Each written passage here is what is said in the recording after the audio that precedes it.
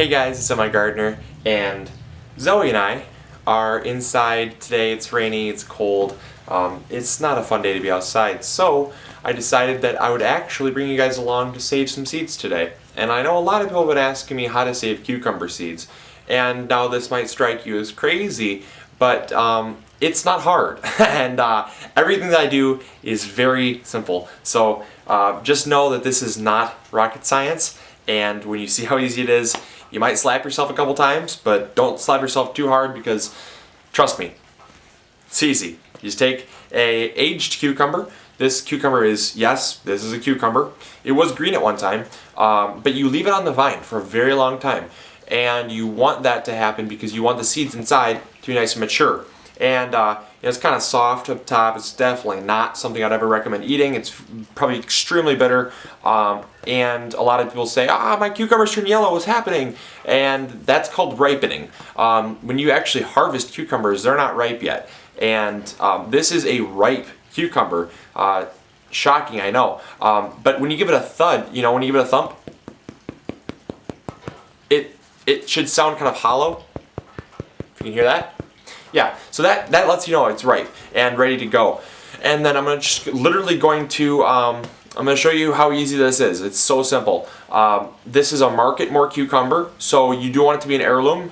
If it is not an heirloom, you're going to get some crazy cross between a couple plants. I'm not sure what you're going to get, so just make sure it's an heirloom if you're saving seeds from it. Yeah, let's get started. Alright, so you should take your cucumber here, and really any way you want to do it. I can slice it in half just to show you kind of what's going on here. But it's pretty hollow on the inside.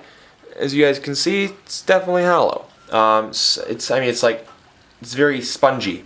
But you just see these beautiful seeds here. And they've kind of got like a little seed coating on the outside. They're kind of slimy. But they got this kind of jelly-like seed coating. And the seed coating is right there. It's kind of gooey, kind of slimy. It's like a nasty little booger, actually. But then the seed comes out perfect. We're not even going to worry about that seed coating because that seed coating is totally harmless. So what we're going to do is we're just going to take the cucumber and we're kind of just going to roll it around, work out the seeds, and the ones that come out are good. And you can just kind of give it a nice smack. Sometimes they come out, but just kind of squeeze it, and these seeds should just kind of come out. And you can also use your finger and help them out, but there's not that many seeds in these cucumbers for some reason. I've noticed the market mores don't have all that many seeds, and as you can see, it's hollow on the inside. And that's what you're looking for. That's what gives it that thud, that like hollow kind of thud to it. And so you kind of just work it, twist it, and work it, and these seeds are going to kind of just fall out. There we go. See, that's a good example right there. Just kind of twist it, and these seeds just kind of plop right out because it is hollow. So once you break the membrane that's holding them in there, they kind of just drop right out. So now you got two hollow cucumbers.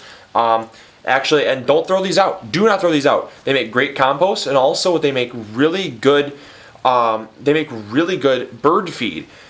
Birds love these. I'll tell you what, birds love these. When they're really ripe like this, Zoe, what are you doing? You're knocking the camera around like a silly goose.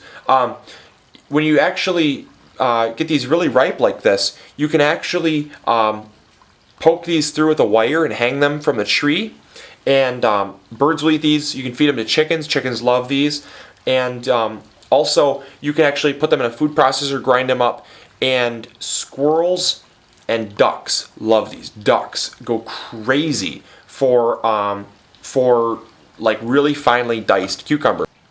Okay, now all we're going to do is we're just going to take some wax paper here, and this is wax paper for a reason, because when you have them on paper like this, as you can see, they're very sloshy, but when they dry, they aren't going to be sloshy anymore, and they're going to stick to this cardboard, and they're a pain in the butt to have to take off. So you're going to want to use some wax paper for this, and just kind of pour them out there, and they are really slimy and gross, but it's not like water. You can't pour off like juice. It's all the seed membranes that make it really lubricated and slimy. So just kind of spread these out the best you can, and don't worry about it, because if there is any like juice or water, it's going to dry within a couple hours. There's not that much of it. And basically what we're going to do is we're just going to spread these out so they're not like all clustered up and touching each other. And we're going to let them just sit there. I leave them set out for no less than a week. I leave them set out for 7 days, 8 days myself. Because I can tell you firsthand, if they're not fully dried and you put them into a storage container, they're going to mold really quickly if there's any moisture at all. You want them to be very, very dry. So depending on how well ventilated your area is, they might be ready in 3 days. But I can tell you for a fact, I really don't save my seeds unless they've been sitting out for a good week or so, even tomato seeds, and those dry out pretty quickly. So that's just a standard rule. Let them sit out for about a week, and that way you won't have a problem.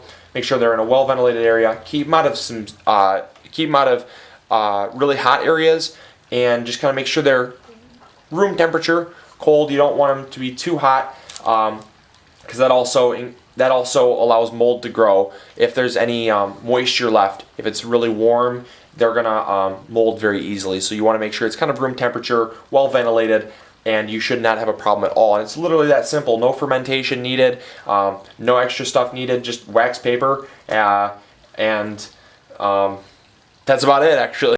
So I hope you guys enjoyed this episode. Hopefully you guys learned something new, and I hope you guys will save some heirloom seeds. I really think it's a good practice, and I think it's a great way to save some money as well. So I'll talk to you guys later. This is MIgardener. See ya.